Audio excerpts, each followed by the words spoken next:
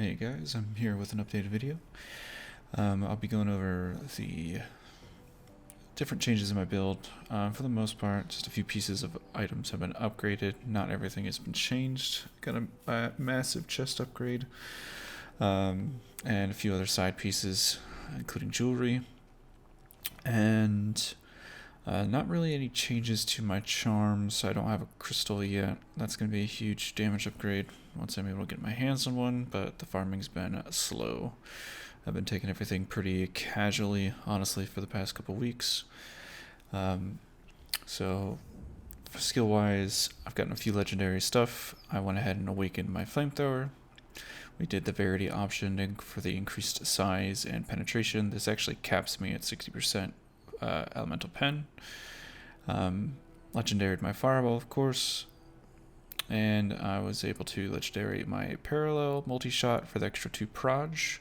I did piercing because I didn't realize I had 3% damage amp on it, which is pretty good. And piercing's nice. And then persistence for the extra chance to deal bonus damage is also very good.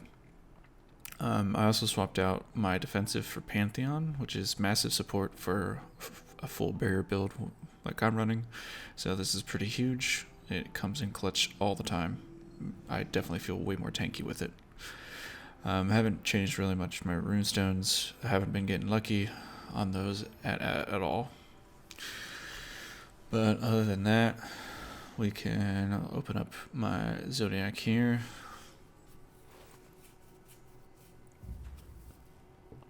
And in terms of Zodiac, I've changed a few things. Most notably is I went more back to the low health build that I was running previously. I don't think it was showcased in the last video, but I'm just going to go through my Zodiac because I don't think I did in my original video, so just going through glossing what I'm currently running. My next points I'm planning on is probably going to go into the Chaos defensive line, just because Chaos's resist is pretty important. Other than that, I just had some physical defense percentage, just because it's hard to get phys defense as a pure barrier.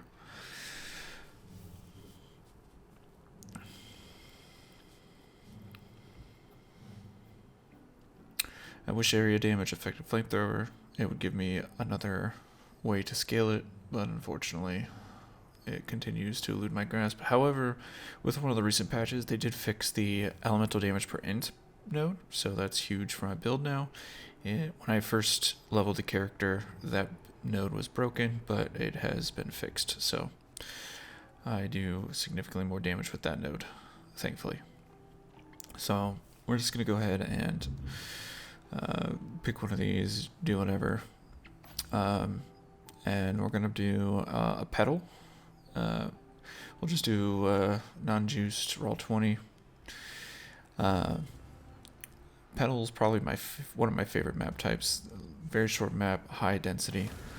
So the first thing you'll notice is the flamethrower itself is massive in size now. Absolutely crazy huge.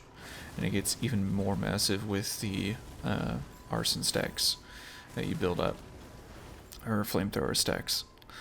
So just going through here, I usually just kind of do a quick 360. I play on controller, and makes this build feel very clean.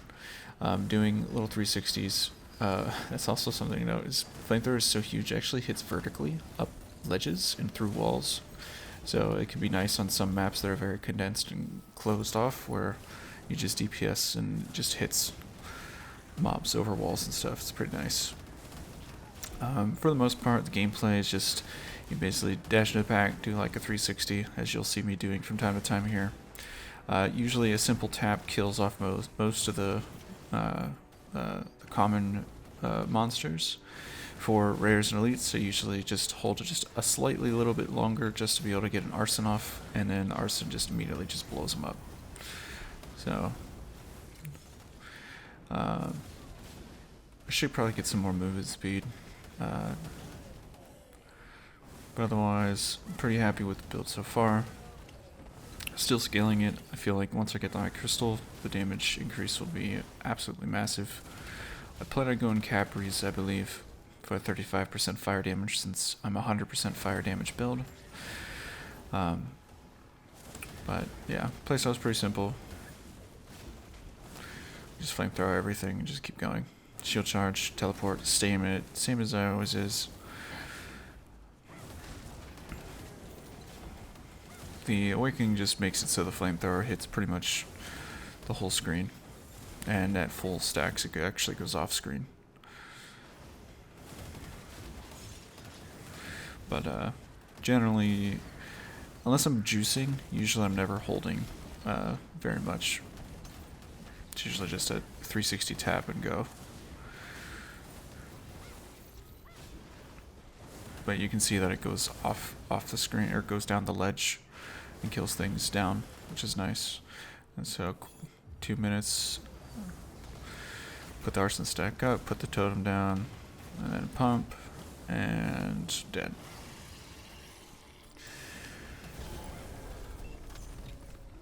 Easy peasy. I'm going to cut to a Spire run here. And this is where I think the build actually has the most fun. Or I have the most fun. It's the tower defense feels really fun with the build. The key orbs I'm looking for here are going to be damage, range, and survival.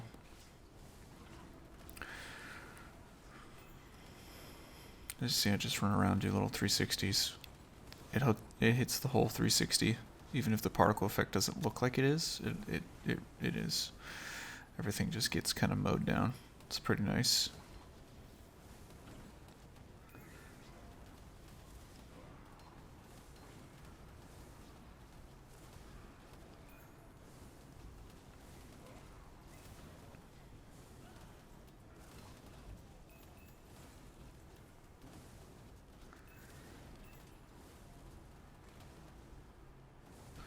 Just locking in my damage and survival node, looking for some range. And this is where the build gets, the flamethrower itself gets actually crazy huge with these range enhancements. They give massive AoE multipliers. And my flamethrower is now going to go not only off screen, but crazy far off screen as well as I start stacking these up.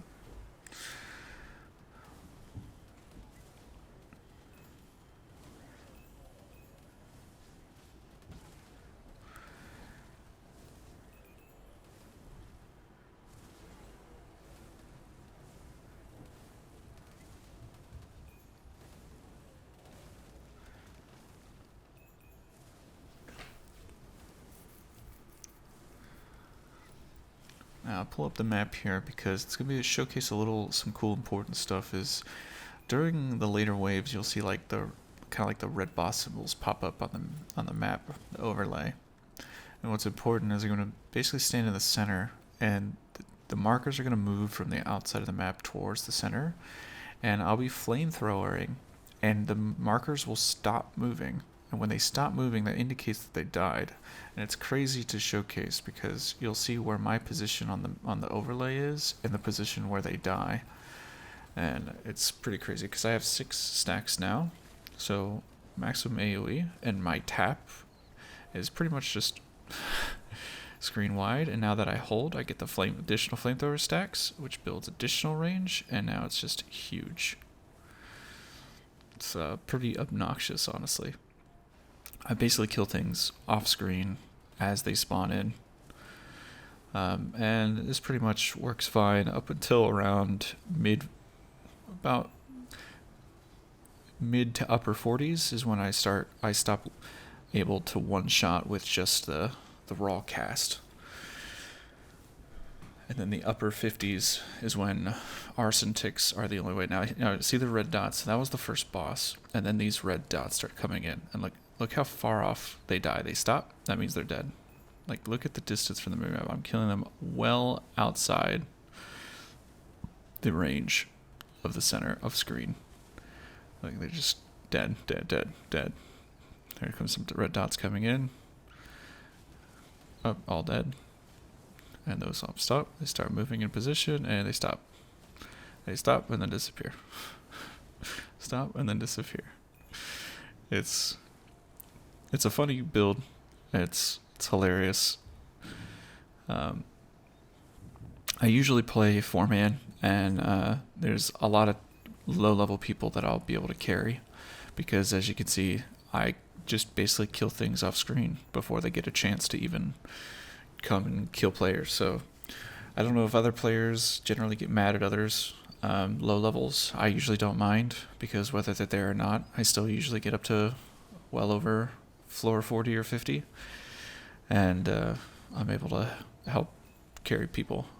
So I know others get mad because for whatever reason, like they're being leached or they want to push as high as possible. I don't usually try to push as high as possible. Like, I don't fret about it. I just try to get above 50 to get the most value out of the red gems, because I know I can push that reliably. And once I get to 50, I usually just kill myself. Just because I don't care for the extra little bit of gold. You only get the red gems at the breakpoints of every 10 floors, I think it is. Maybe it's every 5. But either way, I usually go to 50 and then just run into the death zone, just to save time. And now that we're getting into the 50, things aren't dying to just the raw flame anymore. Now I need an arson proc. So you can kind of see what I'm doing is I do a quick 360 and then I blow off into a cardinal direction. So because the frustrum's so wide, I could usually get such a large massive amount. So I do a 360 and then south, and then like a 360 and then west, and then like a 360 and then north, and then a 360 and then like east or south. Or I try not to do the same direction twice in a row. But the idea is that I'm basically taking that huge pie slice that I know is like crazy range, and then the arson blast is just destroying everything. And so I'm just kind of spacing it out. So I'm trying to, because honestly, I don't know why they don't always have little red markers, but at this stage of the game, I don't know where they're spawning. And so most of the time, I'm generally just like shooting off in a direction that I think they're probably likely to be, while avoiding. And then now we're at 57. 57, it gets a little crazy. They start doing crazy damage, and I'm probably going to die here soon. Usually 58. I think I've made it to 59 once, but 58, 59 is usually where I just get overwhelmed, and the damage is just too much, and I'm just dead. And that's it. That's the build. And then you leave, and collect my rewards. Should be 400k and some, 2,500. Easy.